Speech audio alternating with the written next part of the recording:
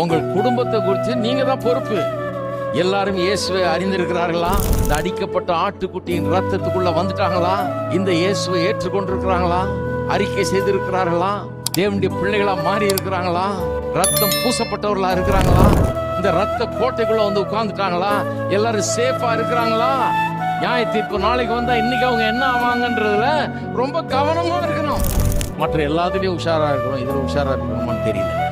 நிறைய பேர் என்ன செய்யறது, நான் என்னங்க பண்றது, நான் என் வரைக்கும் நான் ரட்சிக்கப்பட்டிருக்கிறேன், செத்தா மோட்சம் போவேன், என் பிள்ளைக்கு நான் சொன்னேன், எங்க கேட்கறான், இவங்களெல்லாம் நம்ம ஒன்றும் சொல்லி கேட்க மாட்டாங்க, நம்ம என்ன பண்றது அப்படின்றாங்க.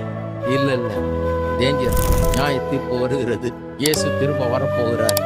ரெடி பண்ண ரத்தம் பூசப்பட்டவர்களா இருக்கணும். அந்த ரத்தத்துக்கு பின்னால போய் உட்கார்ந்துக்கணும். அதுலதான் பாதுகாப்பு.